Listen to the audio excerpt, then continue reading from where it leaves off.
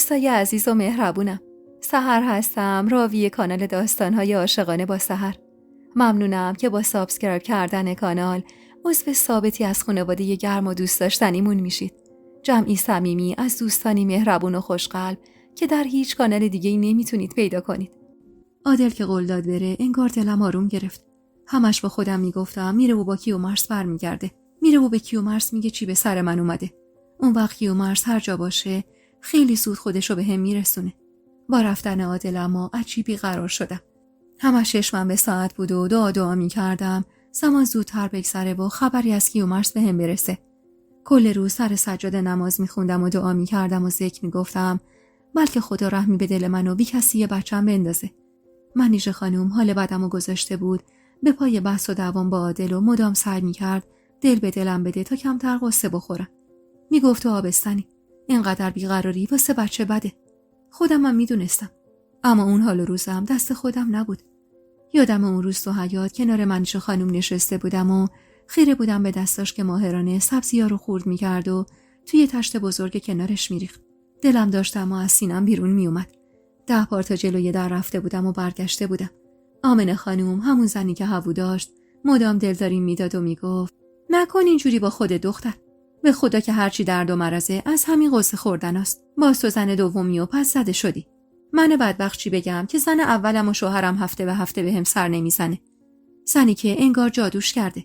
به خدا دل منم آتیشه. اما نمیشه کل روز بشینم به قصه خوردن. تو بار شیشه داری. باید هوای خودتو طفل تو شکمت رو داشته باشی. این بچه که به دنیا بیاد شوهر دیگه نمیتونه ازت دل بکنه. از تو هم بتونه دل بکنه، از این بچه نمیتونه. پس خوف نکن. یکم صبوری کن، همه چیز حل میشه. آمنه خانم داشت حرف میزد که ضربه‌ای به در حیاط خورد. بیقرار از جا بلند شدم و به سمت در دویدم. صدای آمنه خانم اما به گوشم رسید که غرغر کنان گفت یاسین تو گوش خر میخوندم انگار.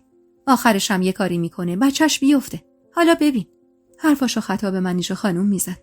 در حیاطو که باز کردم یهو چش تو چش شدم با چشمای سرخ شده یاده و پیراهن مشکی تنش. وحشت زده زمزمه کردم یا خدا چرا سیاه تن کردی؟ و سرمو از در بیرون بردم و دور و بر رو نگاه کردم و گفتم کیومرث کجاست؟ نیومد. بی حرف سرشو پایین انداخت. شونه هاش که به لرزه افتاد فهمیدم خاک بر سر شدم. جیغی کشیدم و روی زمین نشستم. انگار دوباره داغدار شد. انگار عزیزم زنده شد و دوباره از دنیا رفت. خودمو میزدم و کفر میگفتم. منیژه خانم هراسون به سمتم اومد. با کمک آمنه خانم زیر بازومو گرفتن و کشیدنم داخل. عادل با حالی خراب کنار دیوار نشست و سرشو بین دستاش گرفت. انگار از لباس تن عادل همه فهمیده بودن داغی به دل دارم که اینطور بیقراری میکنم. منیژه خانم لیوانی آب بهم داد. کمی گلاب پاشید تو صورتم و تشری بهم زد و گفت بس دختر، کشتی خودتو. به فکر خودت نیستی، به فکر بچه‌ای توی شکمت باش. بعدم رو کرد به عادل. تو عقل نداری مرد حسابی؟ با این سر و وضع اومدی جلوی زن آبستنت که دقش بدی؟ خبر بدو اینجوری میدن مرد؟ سرم رو به دیوار کوبیدم و با گریه گفتم منو ببر سر خاکش. تا نبینم باور نمی‌کنم. شونه های عادل اما همچنان میلرزید و سرش رو انداخته بود پایین و سکوت کرده بود. منیژه خانم با کنجکاوی گفت حالا کی فوت شده؟ عادل آهی کشید. برادرش. جیغ زدم و گفتم دروغ میگه منیژه خانم. شوهرم، پدر بچه‌ی توی شکمم. خاک بر سر شدم منیژه خانم. خاک بر سر شدم. و اونقدر گریه کردم که بی حال تو بغل منیژه خانم افتادم. لنگون مرا بردن تو اتاقم. یکی بادم میزد و یکی دیگه به زور آبغن به خوردم میداد. کمی که گذشت منیژه خانم از همسایه‌ها خواست دورمو خلوت کنه. همه که بیرون رفتم با اخمایی در هم گفت اگه شوهرت مرده پس این مرد کیه؟ آهی از ته دل کشیدم و با گریه مختصری از ماجرا رو براش گفتم. از اختلاف و مخالفت خانواده کیومرث تا عقد مخفیانه ما و دسیسه ها و هوودار شدنم و مرگ ندیمه و شوهرم با فاصله چند ساعت. حرفم که تموم شد صورت منیژه خانومم خیس اشک بود و من داشتم دق می کردم از غصه. منیژه خانوم با ناراحتی کنارم نشست و دستی به شونم زد. نکن اینجوری با خودت. اگه از شوهر خدا بیامرزه چیزی جز این بچه برات به یادگار نمونده، چرا داری جونشو به خطر میندازی؟ هان؟ حقیق کنان گفتم بچه یه بی پدر رو میخوام چیکار منیژه خانم؟ وقتی پدرش رفته خودش رو میخوام چیکار؟ منیژه خانم اینجوری نگو. این بچه یادگار شوهرته. بعدها میشه پشت و پناهت. اینو گفت و تکیه داد به دیوار و با غصه ادامه داد. حالا روز تو که دیدم یاد خودم افتادم. منم وقتی جسم بیجون شوهرم آوردم وسط این خونه آبستن بودم. تازه 3 ماه هم تموم شده بود. سر فوت شوهرم اونقدر گریه کردم و خودمو زدم که بچم افتاد. هنوز که هنوزه شبا کابوس میبینم. همش تو خواب یه جنین میبینم غرق اون مایه که تو آغوش گرفتمش و پریشون‌ها سعی میکنم بچه رو تمیز کنم. ولی نمیشه. مهدی، شوهرمو میگم. وقتی فوت شد خبر نداشت داره پدر میشه. من خاک بر سر هنوز بهش نگفته بودم. تک تک لحظات عمرم دارم حسرت اینو میخورم که کاش بچم مونده بود. همش میگم اگر بود الان اینقدرش بود. اگه دختر بود رخت گلی تنش میکردم، موهاشو 2 دسته میکردم و میبافتم. آخ که حسرتش آخر منو میکشه مهجبی. تو هم عین خواهر من. نکن اینجوری با خودت. مرگ حقه. یکی دیرتر یکی زودتر. با گریه مگه شوهرت زنده میشه؟ منیژه خانم اون روز اونقدر گفت تا کمی دلم آروم شد. هرچند داغ دل من که سرد نمیشد، اما مجبور بودم به خاطر بچم خوددارتر باشم. کمی که آروم شدم از عادل خواستم بیا تو اتاق. میخواستم ببینم کجا رفت، با کی حرف زده که مطمئن شده کیومرث فوت شده. منیژه خانم ما رو تنها گذاشت. با غمی عمیق خیره شدم به زیلوی زیر پامو. با صدایی که انگار از ته چاه بیرون میومد گفتم بهم بگید چی شد؟ کجا رفتید؟ کی بهتون گفت کیومرث خان؟ حتی به زبون آوردنشم واسم سنگین بود. چنگی به قلبم زدم و سعی کردم نفس بکشم. کاش من میمردم و همچین روزی رو نمیدیدم. عادل نفس عمیقی کشید و گفت شبونه رفتم ده خانم. مخفیانه رفتم خونه ی آقام. البته که لازم رفتن نبود. این زمانی که آقا سهراب خدا بیامرز فوت کرده بودن، پارچه سیاه بسته بودن به در و دیوار تک تک خونه های آبادی. مردم همه سیاه پوش کیومرث خان بودن. خدا رحمتشون کنه. من تموم زندگیمو مدیونشون هستم خانم. به خدا کل مسیر برگشت داشتم گریه می‌کردم. حق خانزاده ما این نبود. آقام که منو دید هولورش داشت. گفت چرا برگشتی؟ خان فهمیده تو عروسشو فراری دادی. گفته هر کی زنده و مرده عادلو بیاره پاداش بزرگی میگیره ازم. بعدم همون شبونه از ده بیرون زدم. گفتم اگر من گیر بیفتم و بلایی سرم بیاد، شما تک و تنها تو شهر غریب چیکار میکنید؟ به خدا قسم که به فکر خودم نبودم. دلنگرون شما و یادگار خانزاده بودم. حق غم رو تو گلو خفه کردم و نالیدم. چطوری همچین اتفاقی افتاده؟ چی بگم خانم جان؟ از دست رعیت قدر نشناس. این همه آقا بهشون خوبی کرد، این همه مزدشون رو اضافه کرد، تاش چی شد؟ یکی از همین رعیت بی صفت تو دعوایی که سر اون زمین کذایی داشتن خانزاده رو هل داده. اونم عقب رفته و از پشت سرش به زمین خورده و درجا تموم کرده. کاش رفته بودم باهاش خانم جان. به خدا صبح همون روز صد راهش شدم. گفتم بذارید من باهاتون بیام، اما قبول نکردن. گفتن تو بمون مراقب خانم باش. چه میدونستم خانزاده میره و جسم بیجونش برمیگرده. آخ که دلم داشت آتیش میگرفت. داغی به دلم گذاشته بودن که سرد شدنش محال بود. روزها و هفته ها از پی هم میگذشت و من در سکوتی که انتخاب خودم بود زندگی میکردم. دنیا واسم سیاه و تاریک شده بود و اگر به خاطر اون بچه نبود قطعا یه بلایی سر خودم می آوردم. اما بودن یادگار کیومرث، یادآوری ذوقش از پدر شدنش باعث می شد تلاش کنم اون بچه رو هر طور شده به دنیا بیارم. دعا می کردم اما که اون بچه اونقدر شبیه پدرش بشه که بعد از تولدش برگردم ده و کسی نتونه تهمت ناروایی بهم بزنه. شکمم رفته بزرگ می شد و من کنج خونه منیژه خانم با پولی که عادل هر هفته به دستم میداد زندگیمو میگذروندم. شبا تا نزدیکی‌های صبح اما گریه می‌کردم و روزها در سکوت به کمک منیژه خانم گلدوزی می‌کردم. کلاه و شال گردن و دستکش می‌بافتم و برای شادی روح کیومرث خیرات می‌کردم که هنوز مرگش رو باور نداشتم.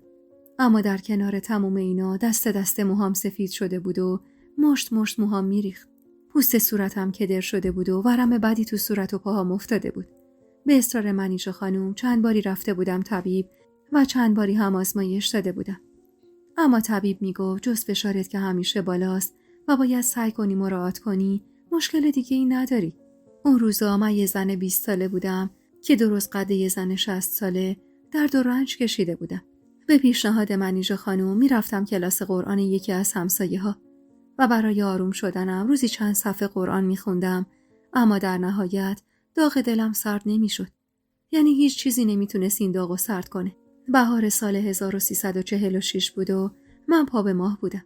شبا نفسم از تنگی میگرفت و روزها از درد پا و کمر نمیتونستم قدم از قدم بردارم.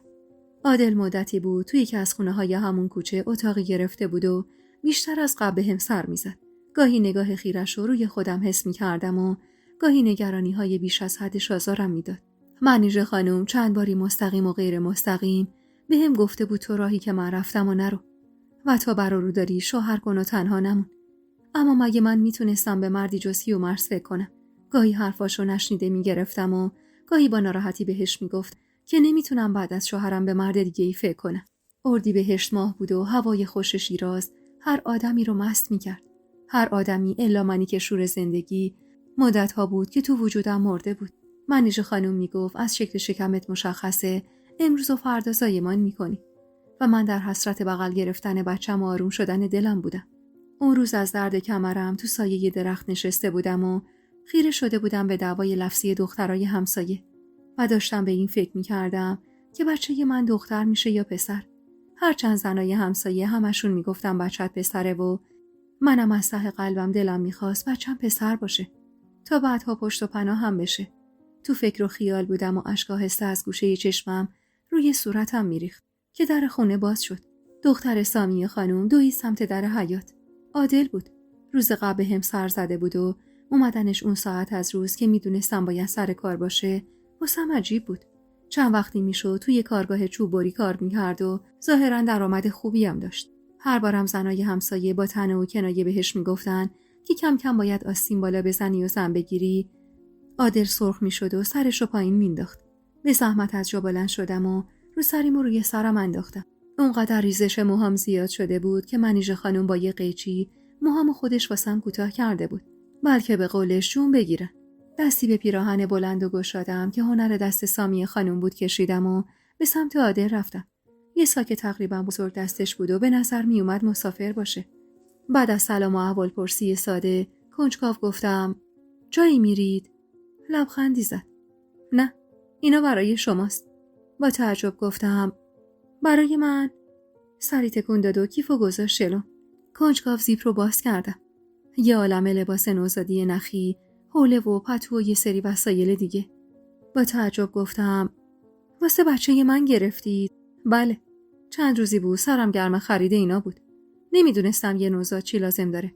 واسه همین تا پرسون تونستم اینا رو تهیه کنم. یکم طول کشید. میدونستم شما چیزی براش نخریدید. اشک نشست روی گونه‌ام. عادل راست میگفت. من حتی یه تیکه لباسم برای بچم نگرفته بودم. برای بچه‌ای که اگر پدرش زنده بود تو بهترین شرایط به دنیا می اومد و من هنوز به دنیا نیومده داشتم بهش ظلم میکردم. عادل با غصه نگام کرد. ناراحت شدید؟ به خدا نمیدونستم چی باید بخرم. خواستم اول بهتون بگم خودتونم همراه هم بیاید.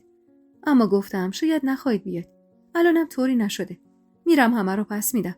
با هم میریم هر چی دوست داشتید بخرید. آهی کشیدم و زیپ ساکو بستم و گفتم نه اصلا ناراحت نشدم. غصه‌ام از اینه که اگه کیومرث خان زنده بود واسه بچه‌ش چه ها که نمیخرید.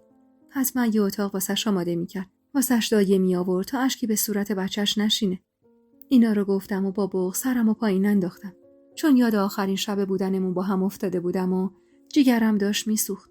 عادل سری تکون داد و با احتیاط گفت هنوزم بهشون فکر میکنید؟ با قیس نگاش کردم. چی میگید؟ انتظار ندارید هنوز سال نشده شوهرمو فراموش کنم که؟ عادل سری خودشو جمع جور کرد. نه خانم جان، منظورم این نبود. من میگم یعنی شما آبستنید. اینقدر غم و غصه واسه بچه‌تون بده. به خدا من همیشه به فکر شما.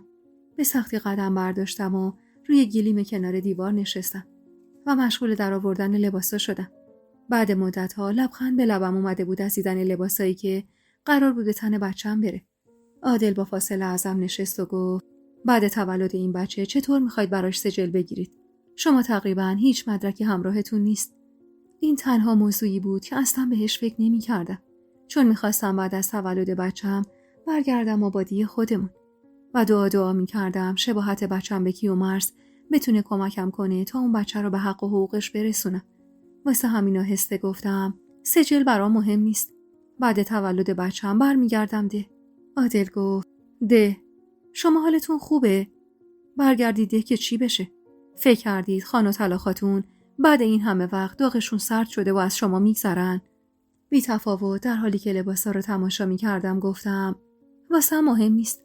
همین که بدونم اون بچه تحت حمایت خانواده پدرش بزرگ میشه واسم کافیه. چطور ازم میخواد یه بچه رو به تنهایی اونم تو شهر غریب بزرگ کنم بدون هیچ پشتوانه‌ای؟ این بچه فردا روز که بزرگ شد بگم پدرت کیه؟ خانواده‌اش کجان؟ تا کی میتونم دلخوش کنم به پولی که شما زحمت میکشید و به من میدید؟ اصلا تا کی قرار من از شما پول بگیرم؟ اصلا تا کی قرار شما جور منو بکشید؟ عادل سری گفت این پول مال خود شماست خانم. خودتون خوب میدونید من روز اول از اتاق خانزاده پول نقد و سکه همراه خودم آوردم. اگر اون روز کامل بهتون ندادم از ترس این بود که نتونید ازش مراقبت کنید و از دست بدید این سرمایه رو یا حتی ازتون دزدی کنن. واسه همین نگهش داشتم پیش خودم تا خورد خورد بهتون بدم. خدا شاهد خانم من قرونی از اون پول رو واسه خودم بر نداشتم. قرونی هم از پول خودم به شما ندادم. اگرم نیاز به پول بیشتر دارید فقط کافیه بهم بگید. اصلا همه‌شو میارم بهتون میدم. کلافه گفتم بحث اون پول نیست. چون اون پول 1 سال کفاف زندگیمو بده. 2 سال کفاف بده. بعدش چی؟ این بچه آینده میخواد. من چطور میتونم تنها بزرگش کنم؟ اما خب اگر برگردید و بچه رو ازتون بگیرن و بلای سر خودتون بیارن چی؟ گفتم من تا زمانی که بچم یکم جون نگرفته و مشخص نشده بچه یکی اومرسه بر نمیگردم. وقتی هم خواستم برگردم اول میرم پیش چند تا از ریش سفیدای ده. میرم و همه چیزو واسهشون میگم تا برن و با خان حرف بزنن. اینجوری خان از ترس آبروشم که شده بلای سر من نمیاره. بعدشم من آینده ی بچم برام مهمه. ولو اینکه جونمو تو این راه بدم. عادل چند لحظه ای سکوت کرد و بعد با احتیاط گفت اگه راه دیگه ای داشته باشید چی؟ سوالی نگاش کردم.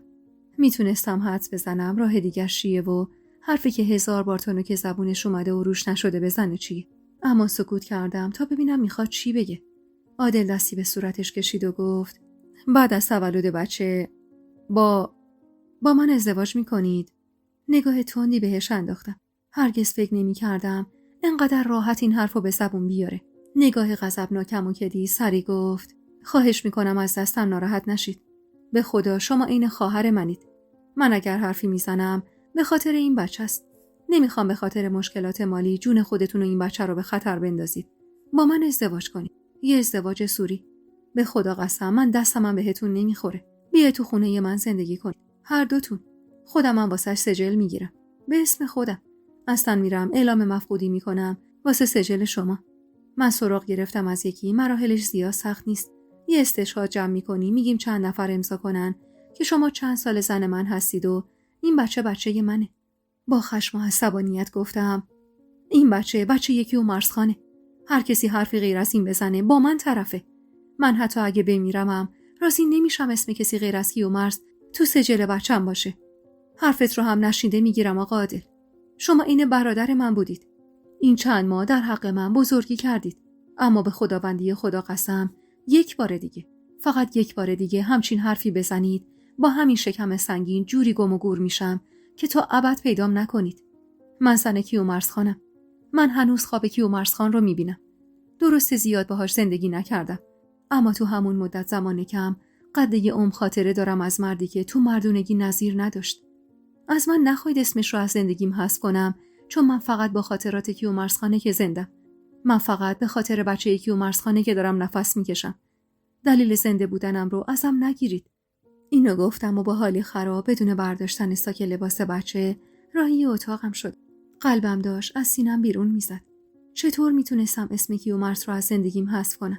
چطور بچه‌شو به اسم مرد دیگه‌ای به دنیا می آوردم؟ نیم ساعت بعد منیش خانم اومد سراغم. ساک لباسا هم همراهش بود. با غصه پرده ها رو کنار زد و گفت حدس میزنم چی بهت گفته که انقدر به هم ریخته‌ای. خیره نگاش کردم. به سمتم برگشت و گفت فکر میکنی کار درست چیه مهجبین؟ برگشتم پیش قومی که میدونی چشم دیدن تو ندارن. اگه بچه‌تو ازت بگیرن و بهش ظلم کنن چی؟ چطور میتونی بچه‌تو به همچین آدمایی بسپری؟ اش نشست روی گونم و گفتم خب چیکار کنم؟ میگی زن عادل بشم؟ یه ازدواج سوری با مردی که هیچ مسئولیتی در قبال ما نداره؟ بعدها اگه بچم بفهمه حتی هویتش هم دروغ بوده چی جوابش رو بدم؟ هان منیژه، بچه‌ای که میتونه زیر سایه‌ی پدر بزرگش به هر چی که میخواد برسه رو چرا مخفی کنم؟ اون قوم شاید چشم دیدن منو نداشته باشن، اما با نوشون که نمیتونن دشمنی کنن. منیژه اومد کنارم نشست و گفت تو خودت بهتر اونا رو میشناسی مهجبین، اما خوب گوش بده به حرفای من. تو جوونی، بر و رو داری، برگردی تو اون دوها تهش چی نصیبت میشه؟ بشین خوب فکر کن، ببین طاقت دوری بچه‌تو داری؟ اگه ازت بگیرنش بعدش چی میشه؟ خلاصه مخلص کلام این که به همه جوانب کارت فکر کن، نسنجیده کاری رو انجام نده. بدون هیچ جوابی دراز کشیدم روی تشک. درد عجیبی تو کمر و پهلوم میپیچید. چنگی به ملحفه زدم و صدامو تو گلو خفه کردم. منیژه هم پشت به من ساک لباسا رو که ریخته بود داشت دونه دونه لباسای بچه رو مرتب میکرد و میذاشت توی ساک.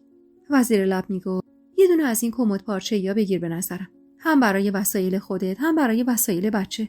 چند تایی کهنه هم من چند روز قبل رفتم از بازارچه براش پارچه گرفتم دادم آسیه دوخت. فقط باید قابله رو هم خبر کنم که گوش به زنگ باشه. به خدا مهجبی، همش حول اینو دارم شبی نصف شبی دردت بگیره. مرد زرنگی هم تو این خونه نداریم که. گاهی فکر میکنم اشتباه کردم این خونه رو همش به زنا اجاره دادم. منیژه خانم حرف میزد و درد من لحظه به لحظه شدیدتر میشد. انگار بند وجودم داشت از هم جدا میشد. نفس عمیقی کشیدم و ناله‌ای کردم. منیژه هر زده به سمتم برگشت. خدا مرگم بده، دردت شروع شد؟ لب دندون گرفتم و سری به نشونه مثبت تکون دادم. منیژه دست با چه از جا بلند شد و بیرون دوید. آسیه خانم صدا زد تا بیاد بالای سر من و خودش رفت یه قابله. حس می‌کردم نفسم داره سنگین میشه. دیگه توان تحمل اون درد رو نداشتم. اشک کل صورتمو خیس کرده بود و فقط دعا می‌کردم بچه‌م به سلامت دنیا بیاد. آسیه خانمم تلاش می‌کرد دلداریم بده. گریه نکن مهجبین. چشم هم بزنی این بچه به دنیا میاد. میشه پشت و پناهت. میشه عزیزترینت. چنگی به دستش زدم و نالیدم. اگه بلایی سرم بیاد بچم چی میشه؟ آسیه خانم اخ میکرد و لب گزید. نگو این حرفا رو. 1000 تا زن زایمان کردن طوریشونم نشده. چشم هم بزنی بچه تو بغل میگیری. طولی نکشید که منیژه همراه قابله که زنی تقریبا جوان بود برگشت. سری پارچه‌ای انداختن و لگن آب گرم حاضر کردن. کل مدتی که درد داشتم فقط گریه میکردم و دعا میکردم یه بار دیگه بتونم کیومرث رو ببینم. کارایی که قابله بهم میگفت و انجام میدادم. آسیه خانومم همونطور کنارم نشسته بود و با دستمالی صورتمو پاک میکرد و آهسته میگفت هر آرزویی داری از خدا بخوا مهجبین. زن زاو حین درد کشیدن هر چی از خدا بخواد بهش میده. به خدا که این حرف راسته. و من با شنیدن این حرف ناخودآگاه زمزمه کردم کیومرث رو یه بار دیگه ببینم. آسیه خانم سری به نشونه افسوس تکون داد و گفت دور از جونت. میخوای بمیری و این بچه رو تنها بذاری؟ بعد از 120 سال ایشالله تو دنیا میبینیش. آسیه خانم داشت این حرفا رو میزد که یهو حس کردم گرمایی کل وجودم رو گرفت. لرز و دردم به آنی از بین رفت و صدای گریه نوزادی تو فضای اتاق پیچید. منیژه خانم بلند خندید و گفت مبارکت باشه مهجبین. پسره، شاه پسره. چه پسری؟ ماشاءالله بهش. رستم زاییدی دختر. اینو گفت و پارچه سفیدی به شکل قنداق دور بچه پیچید. بلند ماشاءالله میگفت و آیت الکرسی میخوند برای بچه سرخ و سفیدم که صدای گریه‌اش اشک رو به صورتم نشونده بود. منیژه خانم بچه رو تمیز کرد و قنداق پیچ شده با شوق گذاشتش تو بغلم. یه پسر سرخ و سفید و پرمو که تو نگاه اول با پدرش مو نمیزد. بچه رو که بغل گرفتم انگار باری از روی دوشم برداشته شد. منیژه خانم فشاری به دستم آورد و گفت بغلش کن مهجبین. بوش کن. بعد ببین میتونی ثانیه‌ای از خود دورش کنی. اشکم چکید روی دست پسرم. از گفتن این کلمه تو دلم شوقی کل وجودم رو گرفت. انگار تکیه‌ای از جونم بود. تکیه‌ای از قلبم. انگار داغ کیومرث با بغل گرفتن بچهش کمی سرد شده بود. قلبم انگار بعد از مدت‌ها آروم گرفته بود. بوسه‌ای به پشت دست پسرم زدم و با گریه گفتم میخوام کیومرث صداش کنم. منیژه خانم اما بچه خودته. هر جور صلاح میدونی. اما این اسمو بذاری باید تا ابد موقع صدا زدنش حسرت بخوری. خیره شدم به چشمای درشت و صورت گردش. کیومرث دوست داشت اسم برادر جوانمرد شده‌ش رو روی پسرش بذاره. واسه همین آهی کشیدم و گفتم سهراب صداش میزنه. منیژه خانم اینو که شنید با لبخند از اتاق بیرون زد و لحظاتی بعد با شوق برگشت و اشرفی کوچیکی رو گذاشت پر قنداق سهرابم.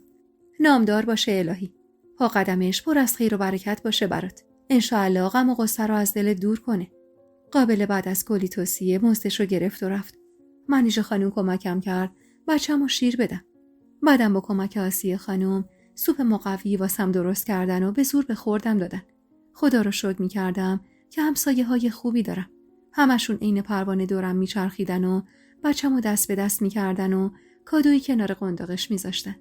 نزدیکای غروب که شد همسایه‌ها کم کم تنهام گذاشتن و من موندم و منیژه خانومی که عین خواهر کنارم موند و قرار بود شبو کنارم بمونه. بچه رو که شیر دادمش دست منیژه خانم و گفتم دلم میخواد همش تو بغلم باشه. دستاشو نگاه کن، موهاشو ببین. آخ که اگر پدرش زنده بود. آهی کشیدم و چشمام خیس اشک شد. اگر کیومرث بود چه ها که نمی‌کرد واسه پسرش.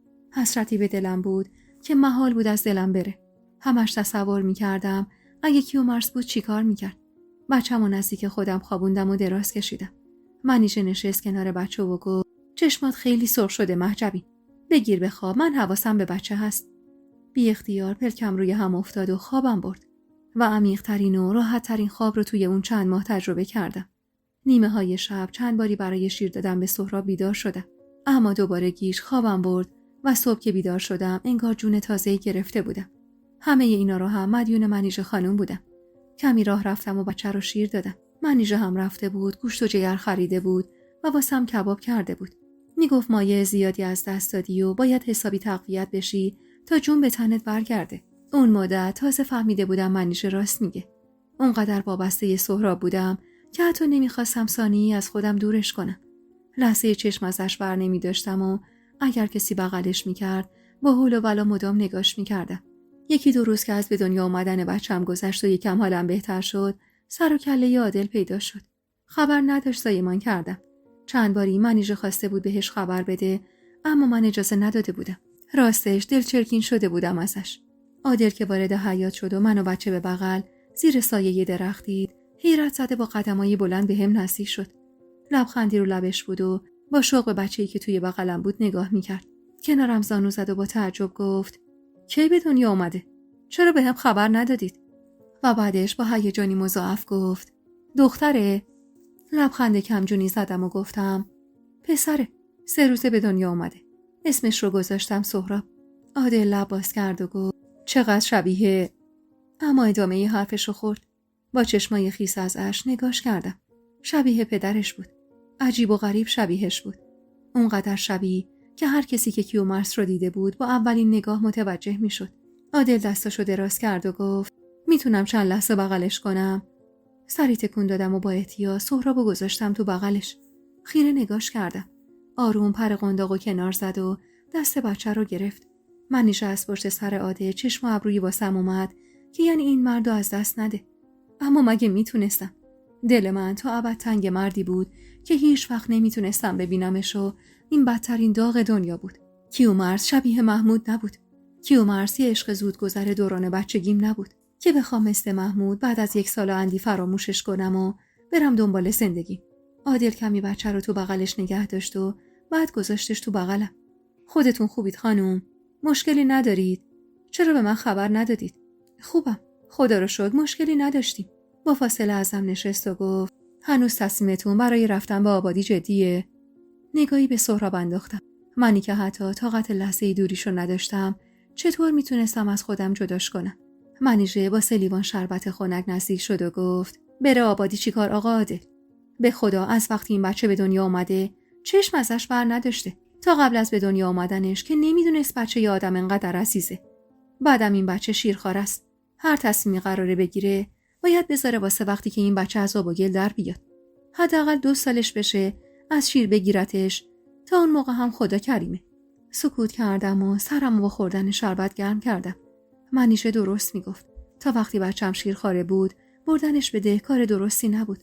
تازه بزرگتر که میشد و شباهتش به کیومرث بیشتر میشد اون وقت راحت‌تر می‌شد این ماجرا رو به خانواده خان ثابت کرد. هرچند نمیدونستم آینده برام چه خوابایی دیده و قرار منو به چه مسیری بکشونه. عادل کمی پول کنار قنداق سهراب گذاشت و کمی پولم کنار من به عنوان خرجی. چیزی لازم ندارید خانم جان. منیژه خانم، شما خرید خاصی ندارید من انجام بدم؟ گوشتی، برنجی، مرغی، چیزی. زن زاو باید غذای مقوی بخوره. منیژه با خنده گفت: نه آقا عادل، ما همه حواسمون به مهجبین هست. چیزی بخواد خودم براش میخرم. عادل بدون اینکه چشم از بچه برداره گفت: مهر این بچه بدجور به دلم نشسته. دیگه از این به بعد منو بیشتر اینجا میبینی. نیم ساعتی بالای سر بچه نشست و بعد از کلی سفارش که اگر چیزی لازم داشتیم بهش بگیم و کاری داشتیم حتما خبرش کنیم، از خونه بیرون رفت. با رفتنش اما منیژه خانم چشم و ابروی نازو کرد و گفت: واقعا همچین مردایی تو این دور زمونه کم پیدا میشن. مهجبین، به خدا که باید قدر بدونی. دیدی چطور با عشق سهرابو نگاه میکرد؟ چقدر سفارش تو کرد؟ و بعد کنارم نشست و دستمو گرفت تو دستش و گفت: عاقل باش مهجبین. راهی که من رفتم و تو نرو. به خدا آدمی نیاز به همدم داره. نیاز به محبت داره. حالا من آبجی و برادرام و بچه هاشون هستن. تو پیری و ناتوانی امید دارم یکیشون عصای دستم بشن.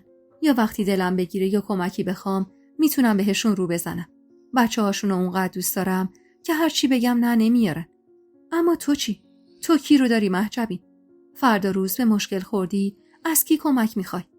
بچت که بزرگ شد نمیخواد پدر بالا سرش باشه؟ من نمیگم همین فردا زنش رو، ولی بهش فکر کن. مرد خوبیه، چشم و دل پاکه. این همه وقته داره میاد تو این خونه و میره. من ندیدم نگاهش رو غیر بچرخه. حتی به صورت تو هم نگاه نمیکنه. خیره شدم به صورت سهراب. بچم دهنش رو باز کرد و سر چرخون. مشغول شیر دادنش شدم و گفتم: شما چرا شوهر نکردی منیژه خانم؟ خواستگار خوب نداشتی؟ خندید و گفت: نه جونم، عقل تو سرم نبود. اون موقع که جوان بودم و تازه بیوه شده بودم چند نفری در خونه آقامو زدن. از مرد زن مرده و زن طلاق داده بگیر تا به سر مجرد و پیرمرد. اما من جفتمو کردم توی یک کفش که من هنوز دلم با مهدیه و محاله که تن به ازدواج بدم. 1000 بار ننم نصیحتم کرد، گفت داری اشتباه میکنی. اما من افتاده بودم سر لج. فکر میکردم با فداکاریم قراره به هم مدال بدن. خیر سرم به عشقی که تو قلبم بود وفادار مونده بودم. اما از حقیقت نمیشه فرار کرد مهجبین. اونی که فوت شده تموم شده و رفته. ما که زنده ایم باید زندگی کنیم. کسی چه میدونه عمر آدمی چقدره؟ نمیشه تا ابد تنهامون. منم کم کم سنم بالا رفت. تک و توک خواستگاری که داشتم رو هم از دست دادم. ننه و آقام فوت شدن و من شدم وارث این خونه. اونا که فوت شدن تازه فهمیدم چه غلطی کردم. تا ننه و آقام زنده بودن دلم به حمایت اونا گرم بود. اما بعد از رفتنشون تنها و بیکس شدم. با خواهر و برادرایی که درسته دوستم دارن. اما بیشتر وقتی کارم داشتن می اومدن سراغم. یه روز خواهر بزرگی عروسی دعوت بود، بچه‌هاشو مینداخت سر دل من. یه روز اون یکی میخواست بره سفر، بچه‌هاشو میداد به من. تا بچه‌هاشون کوچیک بودن همش اینجا بودن. منم اتاقا رو اجاره نمیدادم تا این خونه دلخوشی واسه بچه‌ها باشه. اما کم کم که بزرگ شدن هر کسی رفت به یه مشغولیت خودش. البته که حقم دارن. من توقعی ندارم. اما خب من موندم و اتاقای خالی این خونه.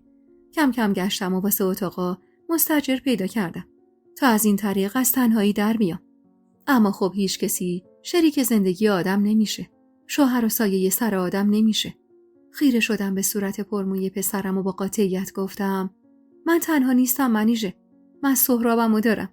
یاد و خاطر کیومرث خان رو دارم. نمیخوام یادگار کیومرث زیر دست هر کسی بیفته. به قول تو آدمی از آینده که خبر نداره. شاید این بچه بزرگ شد و پشت و پناه مادرش شد.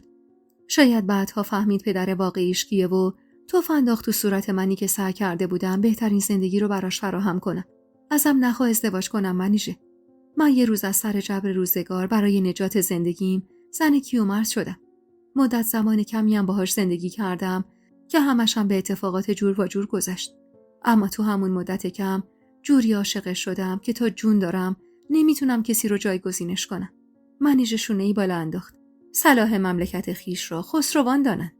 صلاح خودت رو خودت بهتر میدونی مهجبین جان. من فقط خواستم از تجربه تلخم بگم تا تو جا پای من نذاری. لباسمو مرتب کردم و سهرابو به صورتم نزدیک کردم. بوی بهشت میداد بچه. دلم میخواست تا عمر دارم بالای سرش بشینم و فقط نگاش کنم. تنها حسرتی که تو دلم بود نبود پدرش بود که اگر بود من خوشبخت‌ترین زن عالم بودم. 3 روز بعد عادل دوباره بهمون سر زد. این بار اما با یه گهواره چوبی که خودش ساخته بود. تو همون نجاری که کار میکرد. گهواره‌ای از جنس چوب گردو که هم ننوار تکون میخورد و هم میشد ثابتش کرد. اینقدر قشنگ بود که نتونستم دستش رو رد کنم و با کمک آسیه خانم تو شکم برای داخلش حاضر کردم و بعد از اون سهراب تو گهواره میخوابوندم. روزهای زندگی من از پی هم میگذشت و پسرکم بدون سجل داشت روز به روز بزرگتر میشد. عادل تو اون مدت بیشتر بهمون سر میزد. عاشق سهراب بود و با هر تغییر شگفت زده میشد و کل زمان بیکاریش رو به سهراب اختصاص میداد. سهراب که کمی بزرگتر شد و وابستگیش بهم کمتر شد، با پیشنهاد منیژه خانم سفارش بافتنی میگرفتیم. کلاه و شال، ژاکت و دستکش، هم مردونه، هم زنونه، هم بچگونه. صبح و شب در حال بافتن بودیم و منیژه همه رو میبرد بازار و به کسایی که میشناخت میفروخت و سهم منو هم بهم میداد. این کار باعث میشد کمتر از عادل پول طلب کنم و کم کم خرجم و ازش سوا کنم. میدونستم هر چقدرم از اتاق کیومرث پول و طلا برداشته باشه بالاخره روزی تموم میشه و شاید اون روز من مجبور شم برای گذران زندگیم جواب مثبت بدم به درخواست مردی که تو اون مدت چندین بار دیگه بهم پیشنهاد ازدواج داده بود، اما هر بار با جواب منفی قاطعانه من مواجه شده بود. پس نباید میذاشتم به اون حال و روز بیفتم. اولین باری که به عادل گفتم دیگه خرجی نمیخوام، سهرابم 6 ماهه بود. 2 تا دندون در آورده بود و وقتی میخندید انگار دنیا رو بهم میداده. اون روز عادل پاکت پول رو که گذاشت جلوم دستش رو رد کردم و با جدیت گفتم نیازی نیست آقا عادل. من خودم دارم کار میکنم، کلاه و شال گردن و ژاکت میبافم. درآمدم هم خدا رو شکر کم نیست. شما همین که زحمت کشیدی و اجاره اتاق و جلو دادی کافیه. واسه خرج خورد و خوراکمونم خودم پول دارم. عادلم و دلخور گفت این پول خود شماست خانم. اخمی کردم و گفتم باشه. اگر چیزی از اون پول واقعا مونده لطف کنید حساب کتاب کنید بدید به من، یه چیزی واسه سهراب بخرم بذارم برای روز مبادا. به هر حال این بچه بزرگ بشه خرجش هم بیشتر میشه. عادل با صدای ضعیفی گفت چشم خانم، همین فردا هرچی مونده رو میارم. به خدا خانم، من از روز اول همه رو روی کاغذ نوشتم. هرچی از اون اتاق برداشتم و هرچی خرج کردم برای شما. نخواستم دینی به گردنم بمونه. من سیاهی حساب و کتاب و باقی پولو همین فردا براتون میارم. و عادل به قولش عمل کرد و فردای اون روز با مقداری پول نقد و چند تیکه طلا اومد. کاغذی که توش حساب و کتاب‌ها رو نوشته بود داد دستم و باقی پول و طلا رو هم به خودم سپرد. راستش دلیل اصلی من از این کار این بود که می‌خواستم رفت و آمدشو به اون خونه کم کنم. درسته همه اهل خونه منو میشناختن، اما گاهی پچ‌پچاشون به گوشم میرسید که میگفتن من مانع ازدواج عادل شدم و با دست پس میزنم و با پا پیش میکشم و اگر آب پاکی روی دست عادل بریزم اونم میره پی زندگیش. البته که من مقصر نبودم، اما خودمم بابت عادل خیلی عذاب وجدان داشتم. شاید اگر اون شب کذایی تصمیم نگرفته بود منو نجات بده تا الان تو ده زن گرفته بود و صاحب بچه شده بود. اما بالای 1 سال بود که اسیر ما شده بود و راه برگشتی هم به ده نداشت و هر از گاهی از دلتنگی برای مادرش میگفت و عذاب وجدان منو بیشتر میکرد. پول و طلاها رو کنارم گذاشتم و همونطور که سعی میکردم مانع رفتن سهراب به داخل باغچه بشم بدون اینکه سرمو بالا بگیرم گفتم دست شما درد نکنه آقا عادل. شما برادری رو در حق من تموم کردی. مطمئن باشید هیچ دینی به گردن کیومرث خدا بیامرزم ندارید. اگه شما نبودید معلوم نبود چی به سر من و این بچه میومد. از حرفم ناراحت نشید یه وقت. اما ازتون میخوام برید پی زندگیتون. من میتونم از پس زندگی خودم و این بچه بر بیام. میتونید برگردید. شاید خان شما رو بخشیده باشه. یا خبر بفرستید مادرتون بیاد مدتی پیشتون باشه. شاید دست و بالتون رو بند کرد و سر و سامون گرفتید. باور کنید شما ازدواج کنید این بار عذاب از روی شونه های منم برداشته میشه. من نمیخوام خودم و پسرم بار اضافه روی شونه های شما باشیم. تا همین الانشم زیادی مزاحم بودیم. عادل اخ میکرد. کدوم بار خانم؟ کدوم مزاحمت؟ من سهرابو دوست دارم. هر کاریم میکنم از سر علاقه است. و خم شد و سهرابو بغل کرد. سهراب خیره شد تو صورتش و برای اولین بار با لحن بامزه‌ای گفت بابا. از شنیدن آوای شبیه به کلمه بابا اشک نشست روی گونه‌ام. فقط خدا میدونست من چه شب و روزایی رو در حسرت نبودن پدرش اشک ریختم و حالا بچه‌م مرد غریبه‌ای رو با اصواتی شبیه به بابا صدا میزد.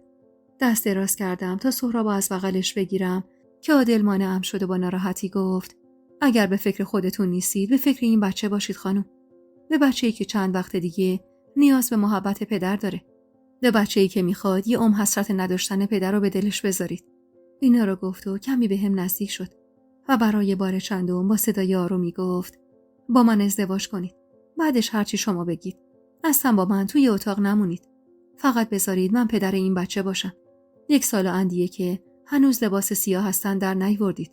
هنوز اسم کیومرث میاد، اشک به چشمتون میشینه.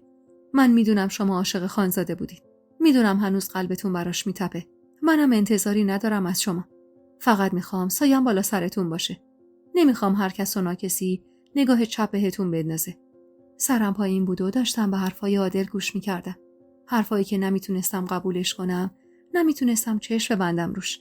عادل سکوتم رو که دید، رفت و بعدش منیژه هم کلی نصیحتم کرد. اما دلم رضا به این کار نبود. یعنی اصلا نمیتونستم به خودم بقبولونم که کسی جز کیومرث کنارم باشه. عادل کل پول و طلاها رو بهم داده بود و منم بعد از مشورت کردم با منیژه بخشی از پولو صرف خرید یه ماشین بافندگی کردم و باقی رو به صورت همون طلا برای سهراب نگه داشتم. بعد اون ماجرا عادل کمتر بهمون سر میزد.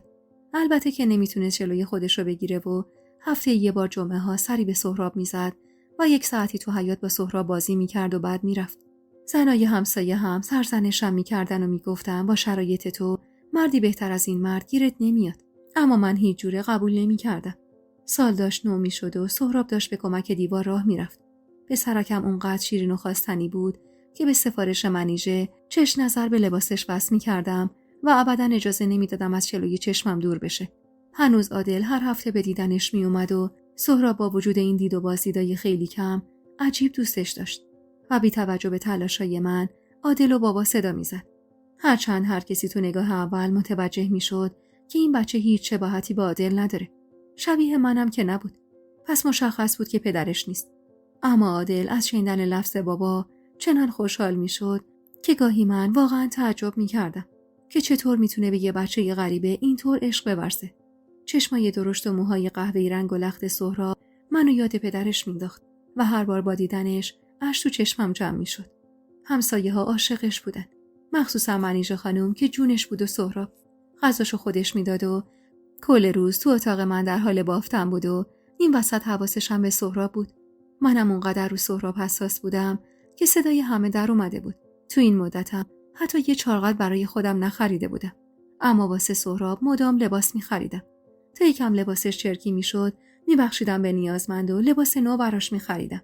هر روز به هر سختی حمومش می‌کردم و نمیذاشتم زیاد تو خاک و خل بگرده و خودشو کثیف کنه. انگار بار مسئولیتی رو دوشم بود و موظف بودم این بچه رو به بهترین شکل ممکن بزرگ کنم. اما همه میگفتن داری اشتباه میکنی و اینجوری بچت لوس میشه. ولی من حس میکردم با این کارم دارم امانتی کیومرث رو به بهترین نحو ممکن بزرگ میکنم. اسفند ماه بود و حالا منیژه هم ماشین بافتنی خریده بود و در کنار من هر دو کل روز رو به بافتن لباس و پوشاک اختصاص میدادیم. وظیفه خرید مواد اولیه و فروش اما همگی با منیژه بود و منم بخشی از درآمدمو برای خرید لوازم اولیه کنار میذاشتم و باقی رو بین خودم و منیژه تقسیم میکردم. هرچند دست من تندتر بود و بیشتر میبافتم، اما منیژه هم چون تو نگه داشتن سهراب حسابی کمکم میکرد به اندازه من سهم میبرد. یادم مدتی بود منیژه سرمایه بدی خورده بود و نتونسته بود بافتنیا رو برای فروش به بازار ببره. از اون طرف منم دل نداشتم تا از سهراب چشم بردارم و برای فروش به بازار برم. اما از اونجایی که سال جدید نزدیک بود و اگر بافتنی ها فروش نمیرفت رو دستمون میموند و ضرر بزرگی میکردیم، بالاخره دلو به دریا زدم و بعد از 1000 جور سفارش همه بافتنی ها رو توی کیف بزرگ گذاشتم و سهرابو سپردم به منیژه و پرسون راهی بازار شدم. مغازه‌ای که منیژه بهش جنس میفروخت سر نبش یه خیابون معروف بود. وارد مغازه که شدم چشمم به مرد جوونی افتاد که داشت به سر بچه‌ای رو دعوا میکرد. مرد با دیدن من سری خودش رو جمع و جور کرد و چشخوره‌ای به پسر بچه که حدوداً 5-6 ساله به نظر می اومد رفت و گفت بفرمایید خانم، کارتون چیه؟ کیف روی میزش گذاشتم و گفتم من شریک منیژه خانومم. خودشون بدحال بودن، من اینا رو آوردم واسه حساب کتاب. مرد خیره شد به هم و گفت پس شما همون مرچبین خانم معروفی؟ تعجب کردم. فکر نمی‌کردم منیژه اسمی از من برده باشه. سکوت و تعجبمو که دید لبخندی زد و گفت آخه اون اوایل مشخص بود این بافتنیا کار دو دست متفاوته. از منیژه خانم سوال کردم. گفتم با زن همسایه میبافیم. بعد اون چند باری ذکر خیرتون شد و من اونجا بود که اسمتون رو شنیدم. آهانی گفتم و سرمو پایین انداختم تا مرد همه رو حساب کنه و پولش رو بهم بده. میدونستم از آشناهای دور منیژه است و واسه همین آشنایی بود که نسبت به همه جا به قیمت بهتری ازمون میخرید. حدوداً یه رو معطل شدم تا مرد همه رو شمرد و حساب کرد. اما من دلم شور سهرابو میزد. ولی مرد با خونسردی مشغول حساب و کتاب بود. از طرفی بابت نگاه‌های زیر چشمش کلافه شده بودم و دلم می‌خواست زودتر از اون مغازه بیرون بزنم. واسه همین گلویی صاف کردم و گفتم ببخشید، اما اگه میشه زودتر کارو تموم کنید. من پسرمو سپردم به کسی. دلم شور میزنه. با تعجب گفت نمیدونستم متأهلید. جوابشو ندادم و با اخمایی در هم سرمو پایین انداختم. مرد خنده مسخره‌ای کرد و گفت ناراحت شدید؟ قصد بدی نداشتم. آخه میدونم که منیژه خانم اتاقشو فقط به زنای تنها اجاره میده. مجدد سکوت کردم. مرد که فهمید زیاد میلی به هم صحبتی باهاش ندارم، سری حساب کتابا رو جمع، مقداری پول شمرد و گذاشت جلوم. و چند تا کلافه کاموا هم برداشت گذاشت تو کیف. سفارش‌های هفته آینده رو هم مشخص کرد. همه رو برداشتم و تشکر کردم و سری از مغازش بیرون زدم. وزیر لب فوشی نثارش کردم و از اونجا فاصله گرفتم. اما به سرم زد برای سهراب یه دست لباس بخرم. برای همین راهمو به سمت مغازه‌ای که همون نزدیکی بود و اغلب از اونجا خرید می‌کردیم کش کردم. وارد مغازه شدم و سرم گرم دیدن لباسای بچگونه بود که یه دفعه در مغازه باز شد و زنی با خنده‌های بلند وارد شد. بی اختیار به سمتش برگشتم. با دیدن زنی که پشت سرم بود اما حس کردم برای لحظه‌ای قلبم از حرکت ایستاد. شهناز بود و آبستن بود. شکمش بالا اومده بود و زنی که میدونستم مادرشه همراهش بود. وحشت زده پشتمو بهشون کردم و چادرمو کیپ صورتم کردم و تا اونا سرشون گرم صحبت کردم با مرد مغازه‌دار بود آهسته از مغازه بیرون زدم. انگار با مغازه‌دار آشنا بودن چون خیلی گرم احوال پرسی کردن و حتی مرد مغازه‌دار شهنازو به اسم کوچیکش صدا کرد. قلبم تون تون میزد و تمام تنم میلرزید. جالب بود که من بارها برای خرید لباس به اون مغازه رفته بودم. اما اولین باری بود که شهناز و مادرش رو اونجا میدیدم. عین دزدی که مچش رو موقع دزدی کردن گرفته باشن، عرق سردی رو تیره کمرم نشسته بود. میخواستم هرچه زودتر از اونجا برم. از ترس دیده شدنم جونی به تنم نمونده بود. به سختی ماشینی گرفتم و آدرس خونه رو بهش دادم. سوار ماشین که شدم و خیالم راحت شد که دیگه منو ندیدن، با خودم فکر کردم من چطور میخواستم دست سهرابو بگیرم و ببرم ده وقتی حتی طاقت دیدن یکی از اون آدما رو ندارم. اگه 1%، فقط 1% خانواده خان سهرابو ازم میگرفتن و منو از اونجا بیرون میکردن، چی کار میکردم؟ من حتی شبا وقتی سهراب میخوابید عمیقاً دلم واسش تنگ میشد. حتی طاقتش رو نداشتم آسیه خانم 1 ساعت اونو به اتاقش ببره. بعد چطور میخواستم اونو به ده ببرم و پیش خانواده پدریش رها کنم. با تصور این چیزا اش نشست روی گونه‌ام و یاد شهناز افتادم. شکمش بالا اومده بود و آبستن بود. یعنی به این زودی بعد از فوت کیومرث شوهر کرده بود و آبستنم شده بود. البته که از شوهری کیومرث فقط اسمش آیده شده بود. خلاصه تا رسیدم به خونه 1000 جور فکر تو سرم بود. باورم نمیشد شهناز به این زودی ازدواج کرده باشه و بچه دار شده باشه. وقتی رسیدم خونه سری ماجرا رو برای منیژه تعریف کردم. حرفم که تموم شد منیژه با طعنه گفت بله محجب این خانم، اون عقد تو سرش بوده، رفته دنبال زندگیش، نشسته زانوی غم بغل بگیره و زندگیشو تباه کنه. آهی کشیدم و گفتم باورم نمیشه اینقدر زود ازدواج کرده باشه منیژه. از شکل شکمش مشخص بود پا به ماهه. اینقدر ترسیده بودم که جرئت نکردم یه لحظه وایسم ببینم اصلا با کی اومدن.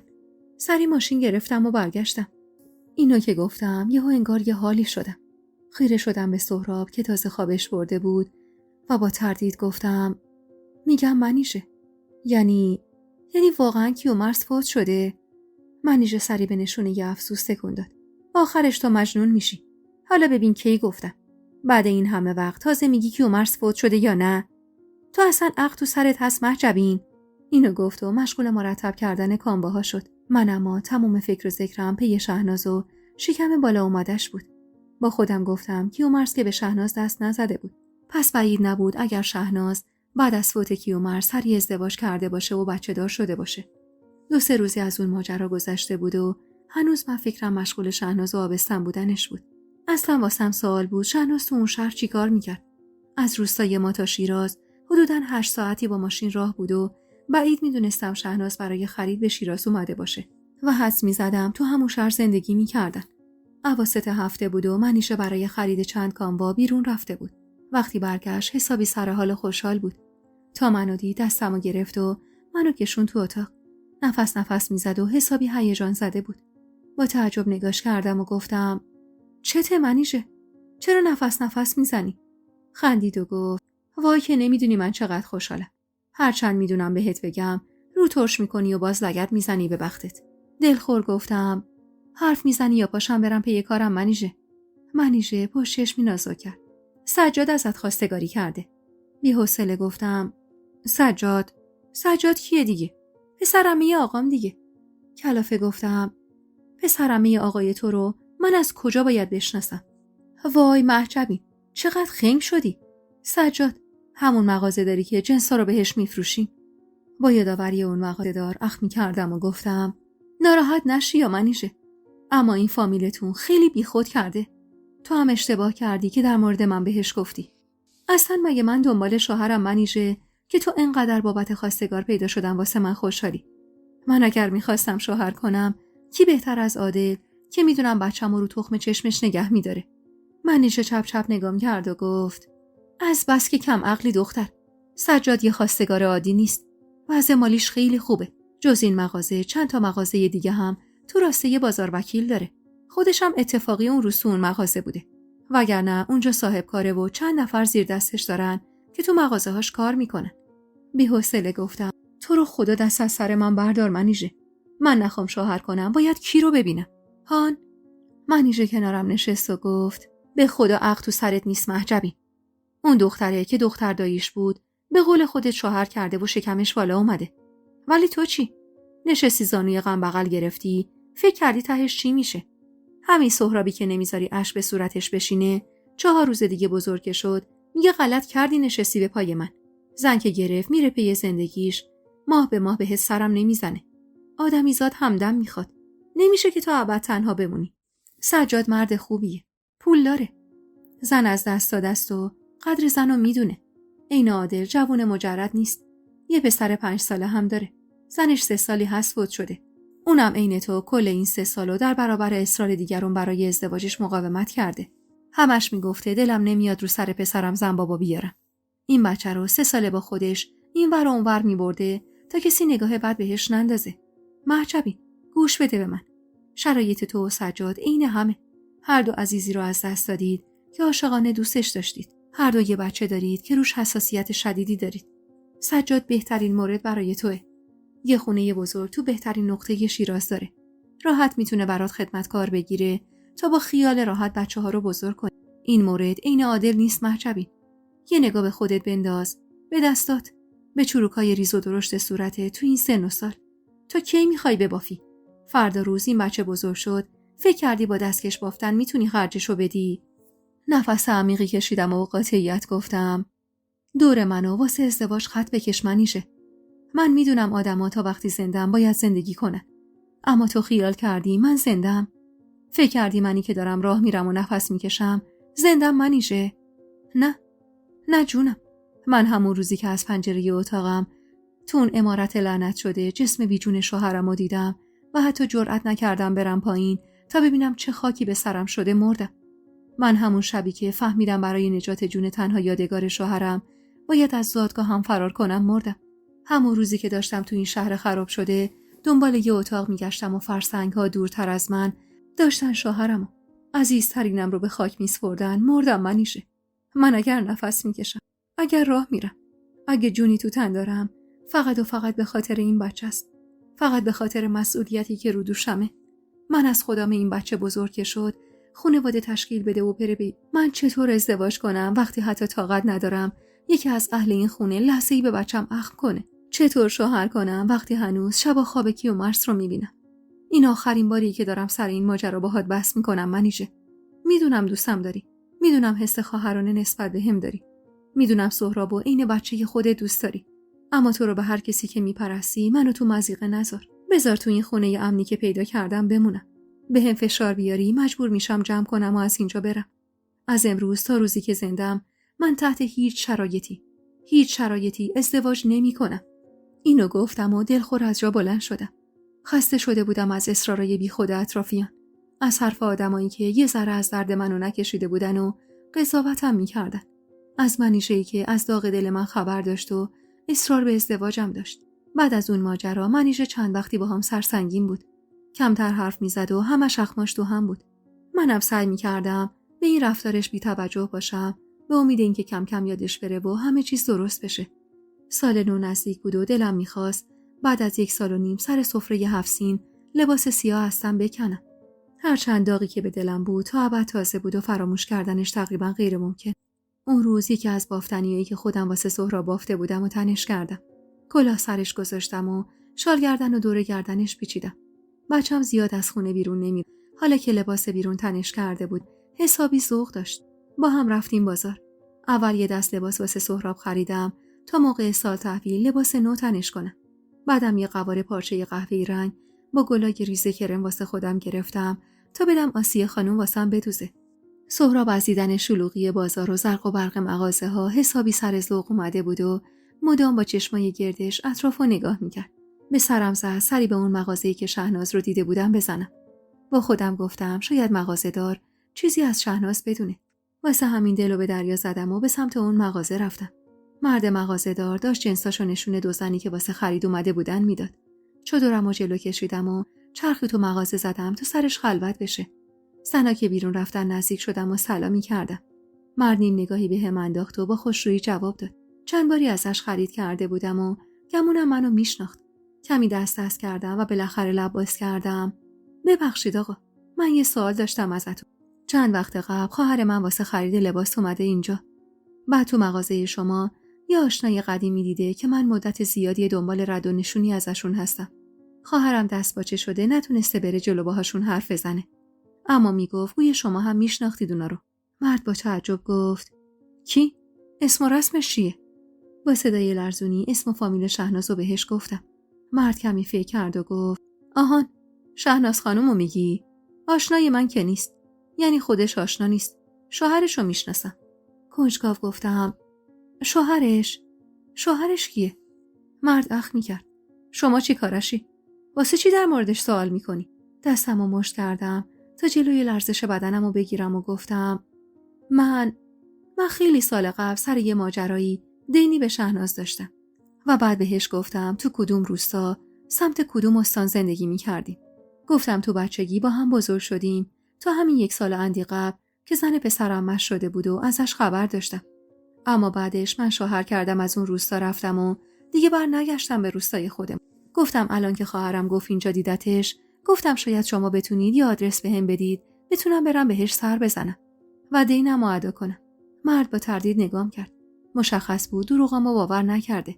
کاغذ و قلمی گذاشت جلوم و گفت آدرس و اسمتو بنویس، میدم شوهرش تا بهش برسونه. اگه دوست داشت خودش بهت سر میزنه. با التماس گفتم نمیشه یه نشونی از خودش یا شوهرش بهم بدید؟ لااقل یه اسم از شوهرش. مرد نگاه بدی بهم انداخت. خانم، شما عجیب مشکوک میزنی.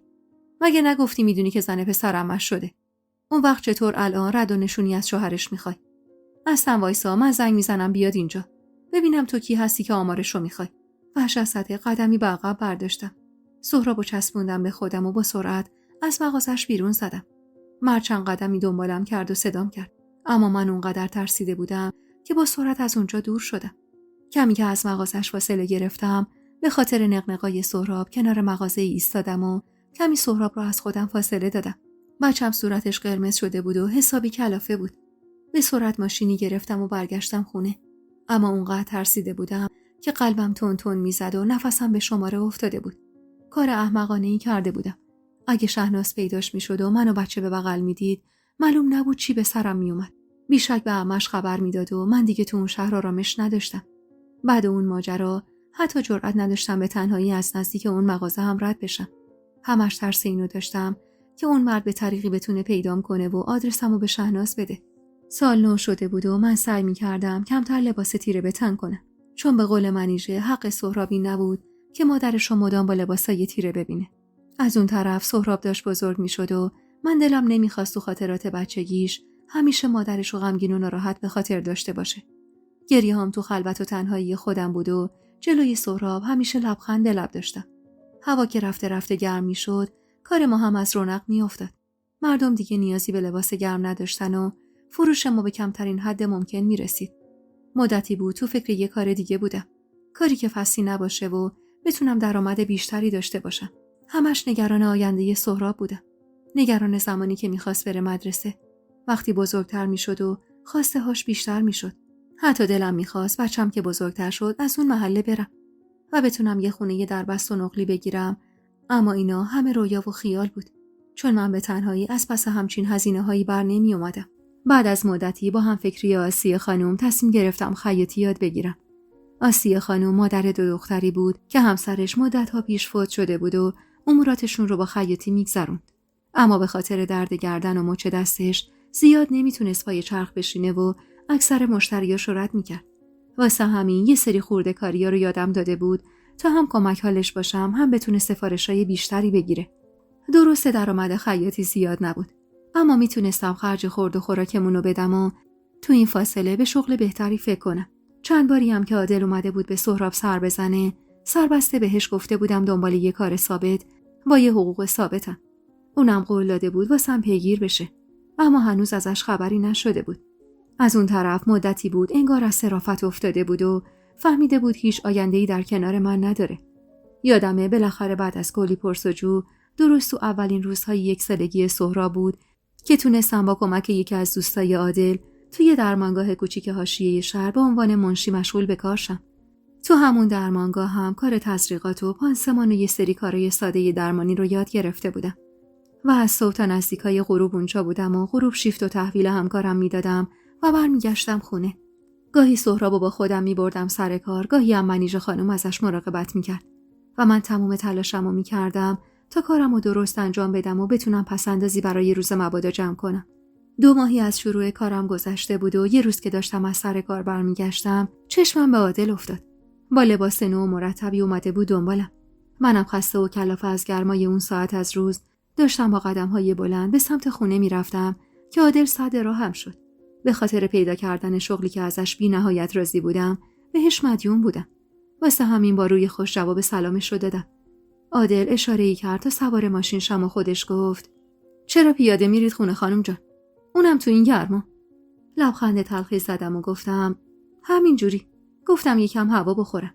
عادل یه تای ابروشو بالا انداخت و جوری نگام کرد که یعنی حرف تو باور نکردم. حقم داشت.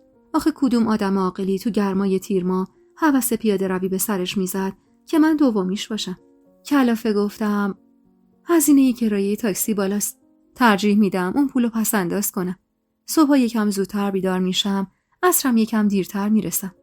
اما آخر ماه مبلغ خوبی پس انداز میکنم. عادل با کنجکاوی گفت حقوق اینجا کمه براتون؟ باور کنید من مشکلی با پرداخت اجاره اتاق ندارم. خود شما اصرار داشتید که حرفشو قطع کردم و گفتم حقوق اینجا خوبه. دست شما درد نکنه. خدا از برادری کمتون نکنه. غروب که میرسم خونه میشینم پای چرخ آسیه خانم. شبا هم یکم میشینم پای بافت ژاکت و دستکش و شال گردن. واسه فصل سرما خدا رو شکر مشکلی ندارم. منتها واسه روز مبادا باید پسنداز داشته باشم. آدمی از فردای خودش خبر نداره. عادل سری تکون داد. حق با شماست خانم. فقط خواستم بدونید هر مشکلی براتون پیش اومد رو من حساب کنید. بی تعارف. عین یه برادر. اینو گفت و کلافه نگاهی به خیابون انداخت. لبخند محوی زدم و گفتم شما همیشه عین برادر من بودید. این مدت کم بهتون زحمت ندادم. حالا طوری شده. آهی کشید و گفت اومدم ازتون کمک بخوام. راستش خیلی وقت از تنها زندگی کردن خسته شدم. انگار هیچ امید و انگیزه‌ای برای ادامه زندگی ندارم. خیلی وقتا دلم میخواد پی همه چیزو به تنم بمالم و برگردم ده. دلم تنگ شده واسه اون روزا. قطره اشکی روی گونم نشست. خدا میدونست که منم دلتنگ ده بودم. دلتنگ مردی که تا قیامت دیگه نمیتونستم ببینمش. مردی که هنوز نقش صورتش از خاطرم نرفته بود. عادل سر کوچه نگه داشت و به سمتم برگشت. و بعد از سکوتی کوتاه گفت میخوام ازدواج کنم. بهت زده نگاش کردم. فکر میکردم این ماجرا تموم شده و دیگه قرار نیست این موضوع رو پیش بکشه.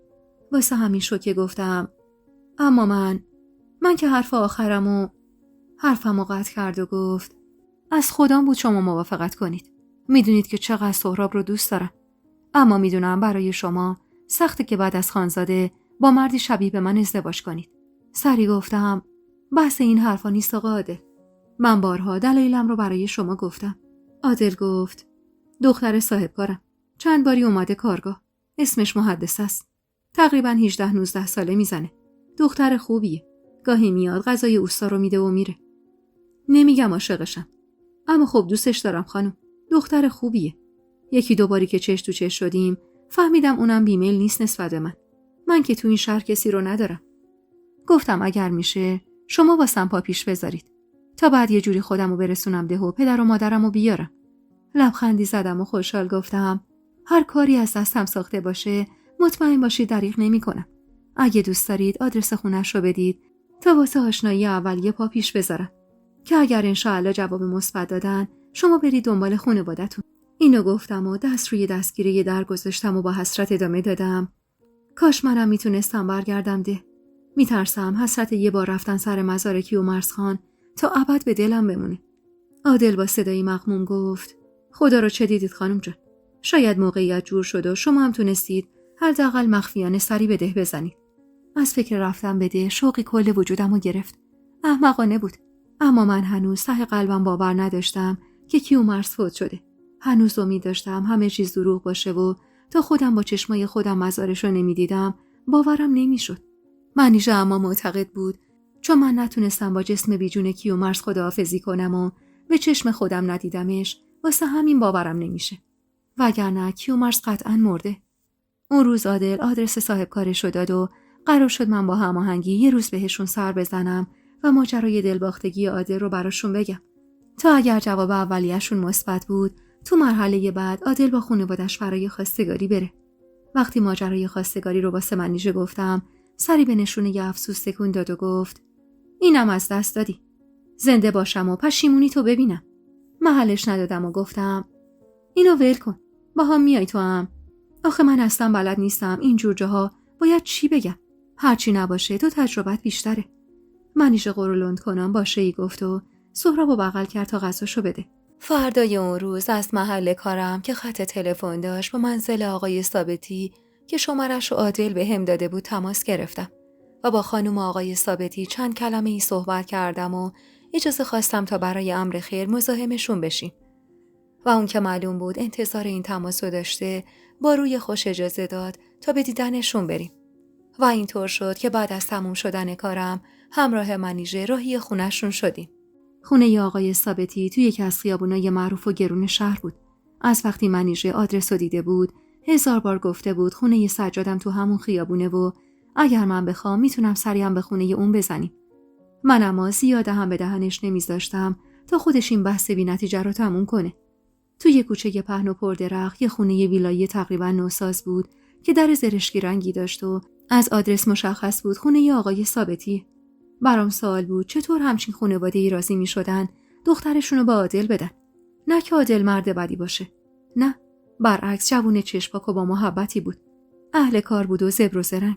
اما از لحاظ مالی وضعیتش زمین تا آسمون با این خانواده فرق داشت. مردی لاغرندام با کلاهی سفید به سر در رو برامون باز کرد. یه حیاط بزرگ رو به رومون بود که پوشیده شده بود از درختای سیب و هلو و کاج. قسمت دیگه از حیاطم پر از درختای نارنج بود. یه ساختمون نوسازم انتهای حیاط بود. با راهنمایی مرد همراه منیژه و سهراب به سمت ساختمون رفتیم. منیژه همونطور که اطرافو میپایید زیر گوشم گفت همچین خانواده‌ای چرا باید دختر به عادل بدن که تو 7 آسمون یه دونه ستاره هم نداره؟ شونه‌ای بالا انداختم و وارد ساختمون شدیم.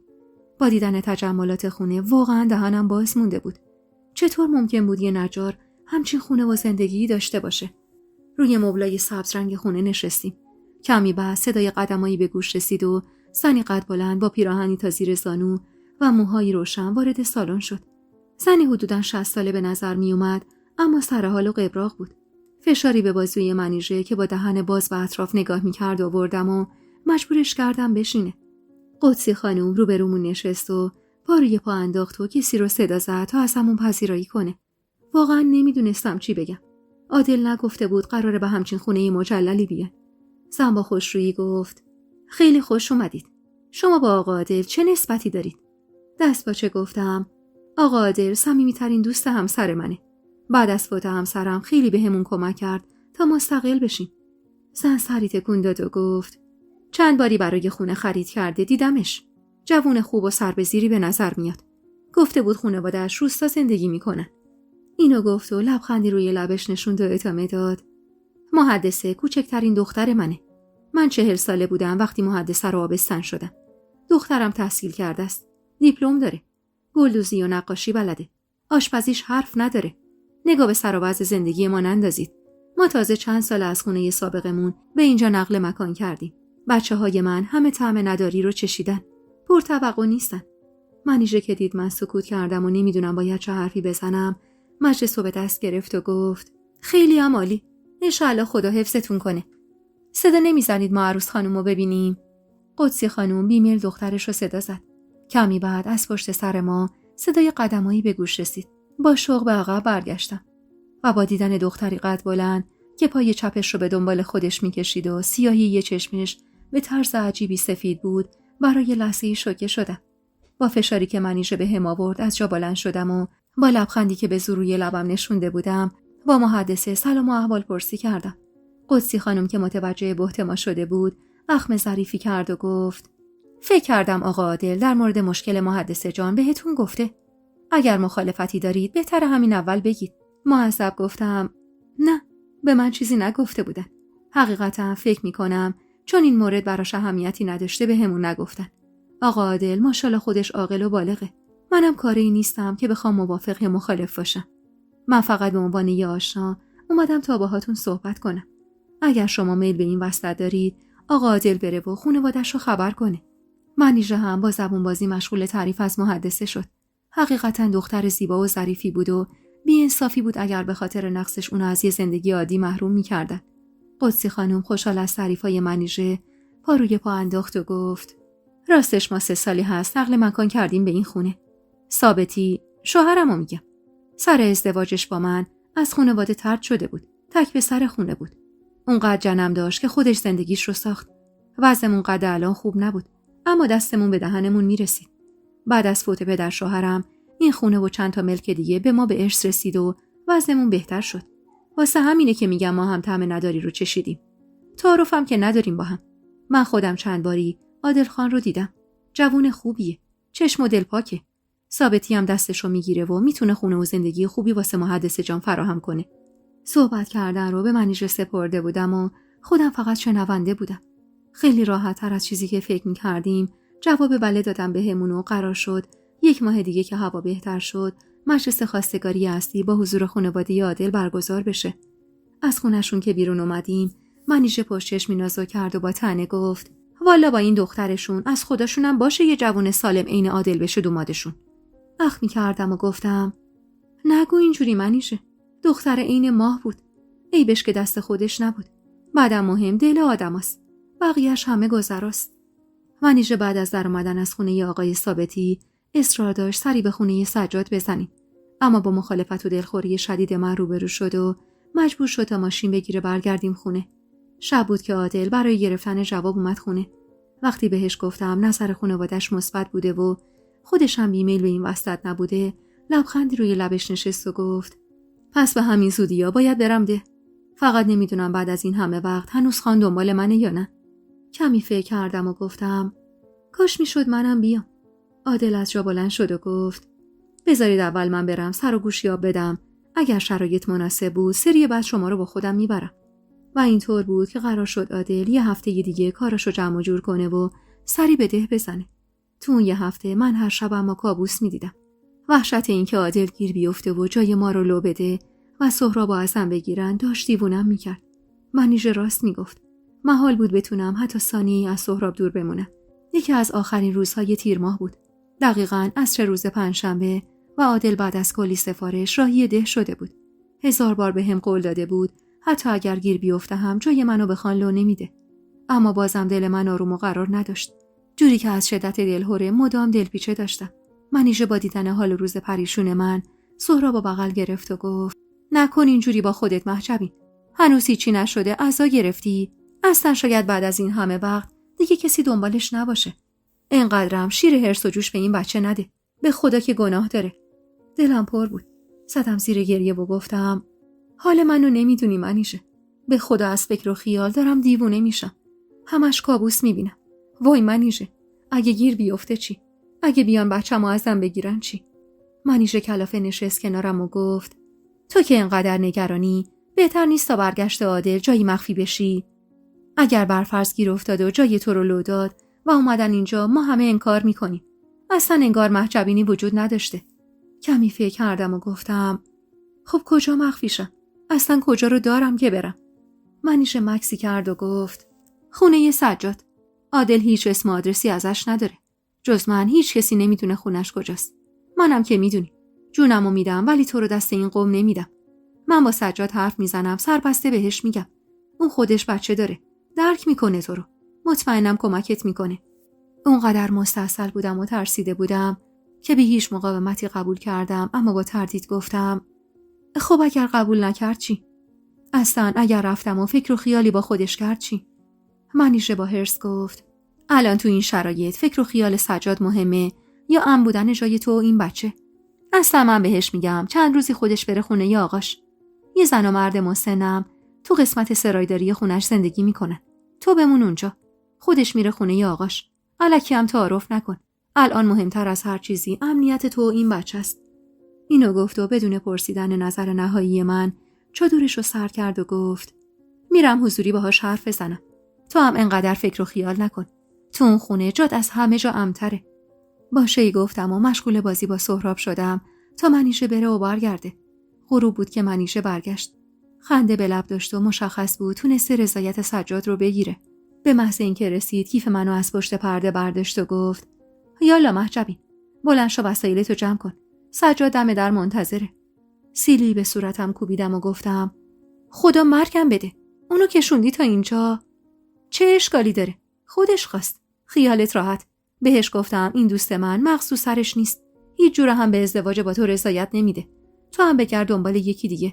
بهش گفتم عاشق شوهرش بوده و نمیتونه با مردی جز اون باشه. اونم قبول کرد. الانم اگر میخواد کمکت کنه از سر خیرخواهیه و اینکه تو دوست منی. منیژه در حالی که این حرفا رو میزد چند دست لباس برداشت و گذاشت تو کیفم.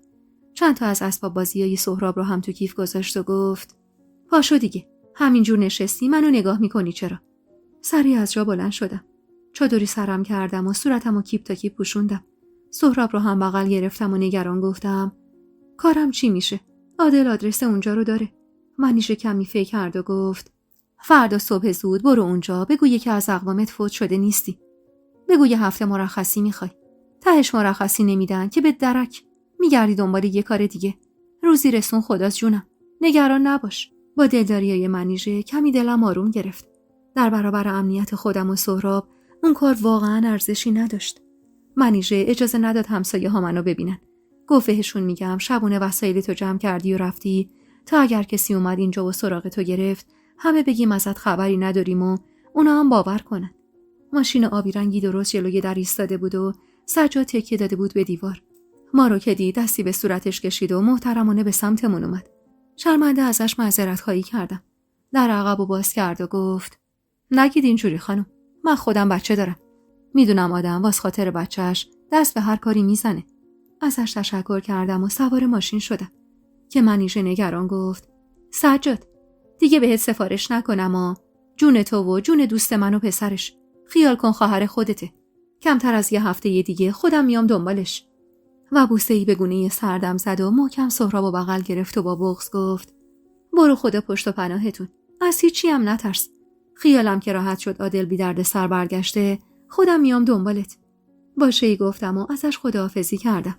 آقا سجاد ماشین رو روشن کرد و بی حرف سمت خونش رفت. واقعا ازش ممنون بودم که تو مسیر هیچ حرفی نزد چون اونقدر تو سرم پر از فکر و خیال بود که سرم داشت از درد میترکید. خونه سجاد یه خونه ویلایی بزرگ بود که دم در ورودی یه ساختمون سرایداری بود و زن و مرد تقریبا 50-60 ساله‌ای اونجا زندگی می‌کردن. و سجادم با پسرش تو ساختمون اصلی تنها بود. یه ساختمون بزرگ و مجلل با کف مرمر و پنجره‌های قدی بلند و پرده‌های مخمل کرم و فرش‌های روشن ابریشم بافت و مبلایی که به قشنگی دکور شده بود. تو دلم گفتم تو چقدر احمقی مهجبین. وقتی میتونی بچه‌تو تو همچین خونه‌ای با بهترین شرایط رفاهی بزرگ کنی، واسه چی به خودت و بچه‌ت ظلم می‌کنی؟ تا کی سهراب میتونه بدون سجل توی اتاقک 10 متری زندگی کنه؟ سجاد محترمانه منو به سمت اتاقی راهنمایی کرد. یه اتاق بزرگ 20 متری با فرشی فیروزه‌ای رنگ و یه تخت خواب 2 نفره و رو تختی سرمه‌ای و یه میز آرایش و آینه گرد. همه چیز به حدی قشنگ بود که نمیتونستم چشم ازش بردارم. سجادم انگار متوجه شده بود که من محو خونه زندگی شدم که اشاره‌ای به تخت کرد و گفت سهراب رو بخوابونید رو تخت. میتونید اطرافش بالش بذارید تا خیالتون راحت باشه که نمیافته. خودتونم تشریف بیارید برای شام. معصب گفتم دست شما درد نکنه. من شام نمیخورم. سری تکون داد و بی اصرار از اتاق بیرون رفت. کلید رو روی در گذاشته بود و اینجوری میخواست من حس امنیت بده. در رو از پشت قفل کردم و چرخی تو اتاق زدم. پرده سرمه‌ای رنگو کنار زدم و نگاهی به حیاط انداختم. حتی تو تاریکی شب هم حیاط قشنگی بود. روی تخت نشستم و نگاهی به چهره غرق خواب سهراب انداختم. واقعا کار درست چی بود؟ یوم حسرت خوردم واسه از دست دادن مردی که عاشقانه با ذره ذره وجودم دوستش داشتم، یا نه ازدواج کردن و بزرگ کردن یادگار اون مرد تو بهترین شرایط ممکن. تو فکر و خیال بودم که ضربه‌ای به در اتاق خورد. سری رو سریمو مرتب کردم و در رو باز کردم. زن سرایدار بود. اسمش مینو خانم بود و واسه من و سهراب شام آورده بود. شرمنده سینی رو ازش گرفتم و ازش تشکر کردم. مینو خانم با لبخند محوی به لب گفت دخترم هر چی نیاز داشتید به خودم بگو. معمولا تو آشپزخونه یا سالن هستم. اگرم نبودم تو ساختمون سرایداریم. تشکر کردم و در اتاقو بستم. ظرف شامو گذاشتم روی میز گرد گوشه اتاق و خودم روی مبل نشستم و یواش یواش مشغول خوردن شام شدم. بعد از چند روز آشفتگی و بی‌اشتهایی تازه به جای امنی رسیده بودم و خیالم بابت امنیت خودم و سهراب راحت شده بود. اون شب روی تخت 2 نفره اتاق به راحتی خوابم برد. صبح که بیدار شدم سهراب بیدار شده بود و روی تخت نشسته بود و با چشمای گرد و متعجبش داشت به اطراف نگاه میکرد. دستورش حلقه کردم و چسبوندمش به خودم. بوی تنش رو به ریه‌هام فرستادم و به خودم قول دادم بعد از برگشتن عادل از ده فکری به حال زندگیم بکنم. حق سهراب نبود که با 1000 جور کم بود بزرگ بشه. با خودم گفتم یا برمیگردم ده و سهراب رو زیر سایه خانواده پدرش بزرگ میکنم یا همونجا میمونم و تصمیم عاقلانه‌ای برای زندگی میگیرم. لباس مرتبی تن سهراب کردم و از اتاق بیرون رفتیم. صدای به هم خوردن ظرف و ظروف از آشپزخونه به گوشم میرسید. وارد که شدم چشمم به مینو خانم افتاد. منو که دید لبخندی زد و اشاره‌ای به میز کرد و گفت بفرما صبحونه دخترم. پشت میز نشستم و نگاهی به میز پر و پیمون انداختم. 2 مدل نون، تخم مرغ و پنیر و خامه و عسل و مربا و گردو. معذب لبخندی زدم و گفتم خیلی زحمت کشیدید مینو خانم. ببخشید مزاحم شما هم شدیم. مینو خانم اما دوباره لبخندی زد. مزاحم چیه دخترم؟ والا دل ما هم تو این خونه پوسید. اینجا همیشه سوت و کوره. آقا سجادم فقط واسه خواب میاد خونه. تازه شما سفارش شده ی آقا سجادی. گفته هیچی کم و کس نذارم براتون. تشکری کردم و گفتم خودشون نیستن. مینو خانم لقمه کوچیکی رو به سمت سهراب گرفت و گفت نه جونم. خودشون رفتن سری به مادرشون بزنن. گفتن نمیخوام مهمونم معذب باشن. سرمو گرم خوردن صبونه کردم. هرچند زیر نگاه سنگین مینو خانم صبونه خوردن کار راحتی نبود. کمی که گذشت مینو خانم با کنجکاوی گفت ببخشید دخترم اما شما نسبتی با آقا سجاد دارید؟ نه که خیلی سفارشتون رو کرده، واسه همین گفتم شاید فامیلی آشنایی چیزی باشید. مختصر گفتم آشنای دورن. مینو خانم آهانی گفت و چشم گرفت ازم. همون لحظه پسر بچه‌ای که یه بار تو مغازه آقا سجاد دیده بودمش دوید و اومد پیشمون و سلام بلندی کرد.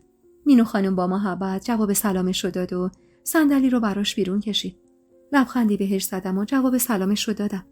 پسر بچه‌ای که شباهت زیادی به پدرش نداشت خیره نگاهم کرد و با بلبل زبونی گفت من قبلا تو رو دیدم. مینو خانم دستی به موهای پسر کشید و گفت تو نه عزیزم، باید بگی من قبلا شما رو دیدم. ایشون دوست عمه معصومه هستن. اینو گفت و اشاره‌ای به من کرد که یعنی حرفمو تایید کن. لبخندی به صورت پسر بچه زدم و گفتم شما اسمتون چیه آقا پسر؟ خندید. دندون افتاده‌اش چهره‌شو با مزه کرده بود. اسمم بهروزه. مینو خانم کنارمون نشست و گفت کم پیش میاد آقا سجاد گل پسرشو خونه پیش ما بذاره. امروز به خاطر شما گفتن بهروز بمونه. انگار خیلی بهتون اعتماد داشتن. گفتم ایشون به من لطف دارن. و سعی کردم با جملات کوتاه جوابشو بدم، بلکه دست از سوالاتش برداره و انگار موفقم شده بودم.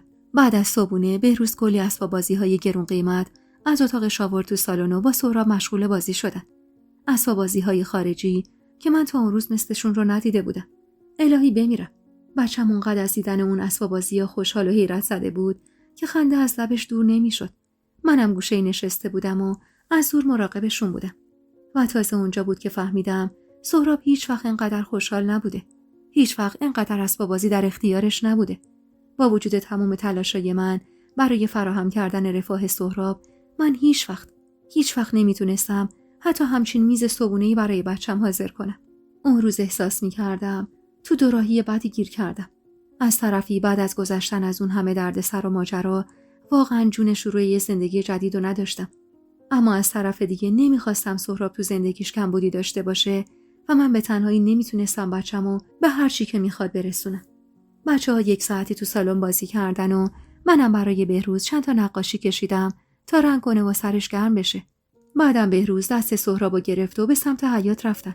منم دنبالشون رفتم. هر دو تو باغچه مشغول هاک بازی شدن. بهروز چند تا سطل کوچیک آورده بود و سرشون حسابی گرم بود. روی تاب سفیدی که درست روبروی باغچه بود نشسته بودم و خیره بودم به بچه‌ها و غرق در فکر که با صدای بسته شدن در حیاط سری رو سریمو مرتب کردم و سر چرخوندم. آقا سجاد بود. بهروز با دیدنش هیجان زده از جا پرید و به سمت پدرش دوید. سلام بابا. امروز خیلی بهم خوش گذشت. با سهراب بازی کردم. خاله هم واسمون نقاشی کشید، من رنگ کردم. سجاد بوسه‌ای به سر پسرش زد و نیم نگاهی به من انداخت. با خجالت از سر جام بلند شدم و سلام کردم. و سهرابو از تو باغچه برداشتم و سعی کردم دست و پای گلیش رو تمیز کنم. سجاد نزدیک شد و با محبت دستی به صورت سهراب کشید و گفت خدا حفظش کنه. چه پسر قشنگی. و بعد خیره شد به من.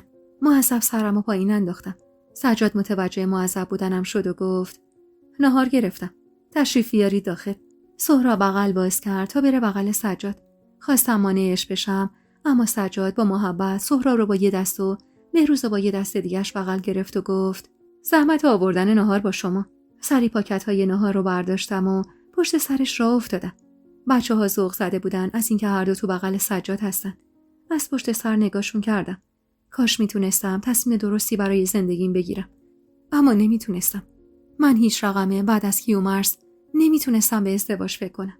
اون روز بعد از خوردن نهار یه دفعه بهروز با هیجان رو به پدرش گفت بابا، خاله اومده اینجا بمونه. قرار مامان من بشه. وای که از شنیدن این حرف چه حالی به سرم اومد. دستامو مشت کردم و سرمو معذب پایین انداختم.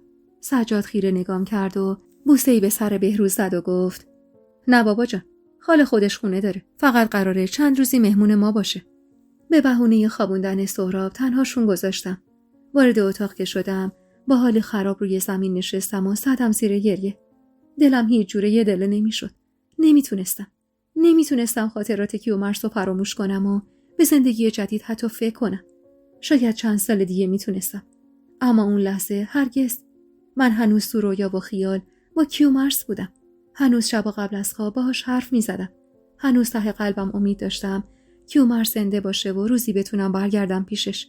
من تا زمانی که با چشمای خودم مزار کیومرث رو نمیدیدم، محال بود باور کنم رفته و تنهامون گذاشته. عصر بود که مینو خانم اومد سراغم و ازم خواست برم تو سالن. میگفت آقا سجاد کارم داره و میخواد با هم صحبت کنه. سهراب رو که تازه بیدار شده بود بغل گرفتم و بیرون رفتم. مینو خانم بچه‌ها رو با میوه و شیرینی سرگرم کرد و من به سمت سجاد رفتم. روی مبل رو به روش نشستم و خیره شدم به گلای قالی. سجاد نفسی تازه کرد و گفت دوستای عزیز و مهربونم، یک دنیا ممنونم که تا پایان این قسمت همراه هم بودید و خوشحال میشم اگه نظراتتون رو در مورد این قسمت توی کامنت ها با ما به اشتراک بذارید.